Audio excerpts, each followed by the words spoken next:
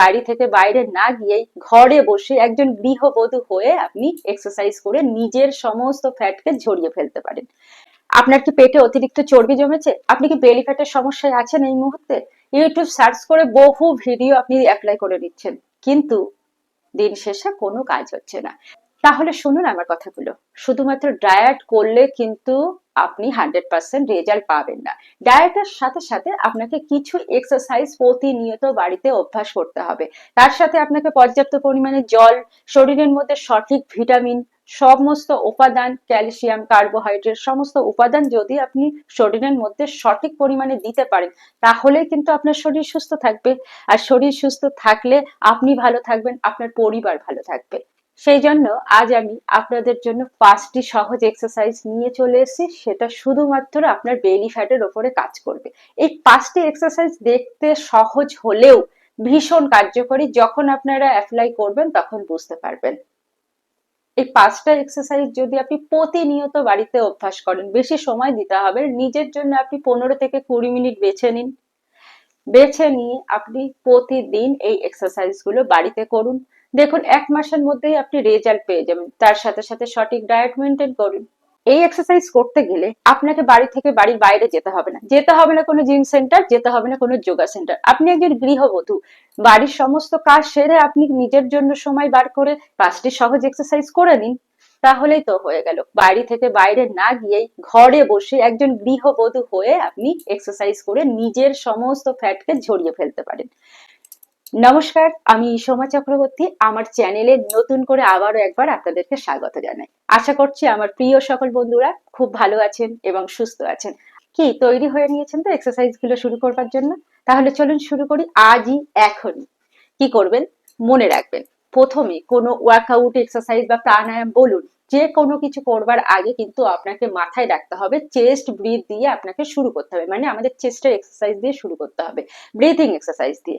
যদি আপনি breathing exercise না করে ডিরেক্ট আপনি চলে যান কোনো এক্সারসাইজ বা ওয়ার্কআউট করতে, তাহলে কি হবে জানেন তো? কোনো নার্ভ ইনজুরি হবে, আপনার কোনো মাসল ইনজুরি। যদি কোনো নার্ভ বা মাসল ইনজুরি হয় তাহলে কি হবে? নিশ্চয়ই আপনার ব্যথা হবে। ব্যথা হলে আপনি আর এক্সারসাইজ করতে পারবেন না, আপনি অসুস্থ হয়ে পড়বেন, তখন আপনাকে ডক্টরের কাছে যেতে হবে। এত কিছু করার কি দরকার? তার আগে আপনি চেস্ট ব্রিথ দিয়ে শুরু করে দিন। কিভাবে চেস্ট ব্রিথ দিয়ে আপনি শুরু করবেন দেখে নিন। আপনি এভাবে দাঁড়িয়ে পড়তে পারেন, চেয়ারে বসতে পারেন, খাটে বসতে পারেন, যে কোনো জায়গায় বসে আপনি চেস্ট ব্রিথ করে নেবেন। কি করবেন? আপনার বুক ভর্তি করে শ্বাস নিয়ে নেবেন, আবার সেই শ্বাসটাকে ধীরে ধীরে খালি করবেন। দেখুন নিলাম। খেয়াল করুন আমি যখন শ্বাসটা নিচ্ছি আমার পেটটা কিন্তু টেনে ভেতরের দিকে নিয়ে যাচ্ছি। যত দূর পসিবল হবে আপনাদের শ্বাস নিয়ে পেটটাকে ভেতরের দিকে টেনে নিয়ে যাবেন। আবার যতটুকু শ্বাস আপনি নিয়েছেন কিছুক্ষণ হোল্ড করে পুরোটাই ছেড়ে দিন। আবারও পুনরায় সেম।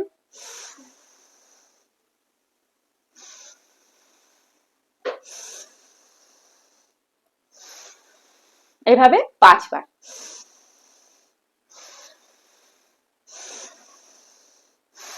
সহজ, বুক ভর্তি করে শ্বাস নেওয়া, সেই শ্বাসটাকে ধীরে ধীরে বাইরে বার করা। এটা করে নিলেন, আপনি এক্সারসাইজের জন্য বা ওয়ার্কআউটের জন্য তৈরি হয়ে গেলেন। এইবার আপনি এক্সারসাইজ শুরু করতেই পারেন। প্রথমেই আপনি শান্ত পরিবেশে একটা ম্যাটের উপরে এভাবে পা ছড়িয়ে বসে পড়বেন।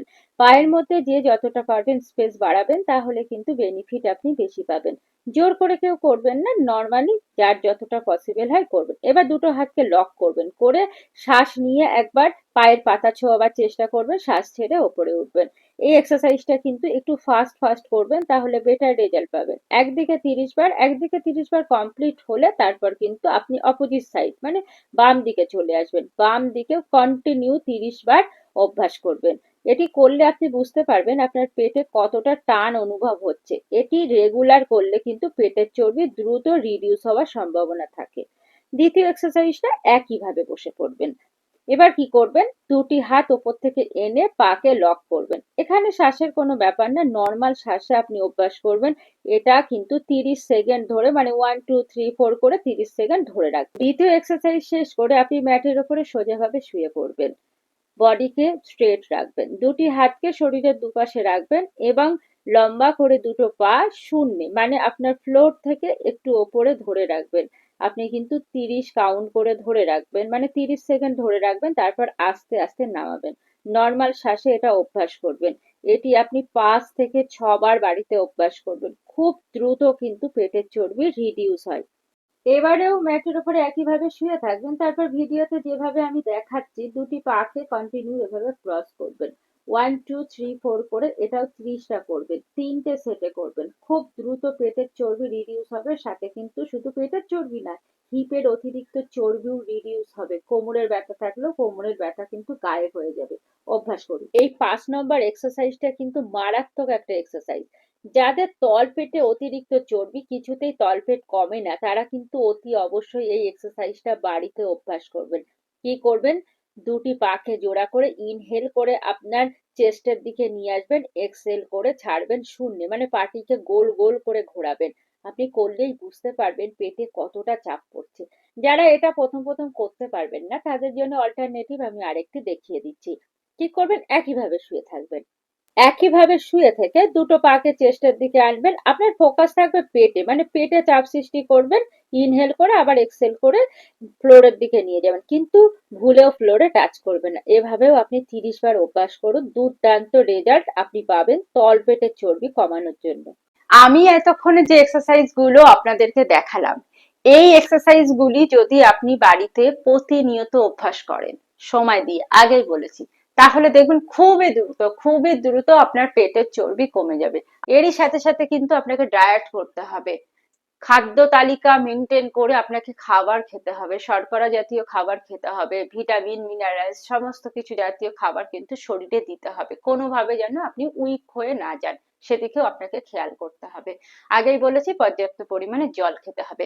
আর এক্সারসাইজ কিন্তু নিয়ম মেনে আপনাকে প্রতিদিন করতে হবে, যদি আপনি আপনার পেটের চর্বি কমাতে চান।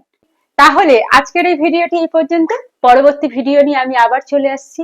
চোখ রাখুন আমার চ্যানেলে এরকম ভিডিও পেতে। আর আমার ভিডিওটি যদি আপনাদের ভালো লেগে থাকে, তাহলে ভিডিওটি বন্ধু বান্ধব আত্মীয় স্বজন সকলের কাছে ছড়িয়ে দিন।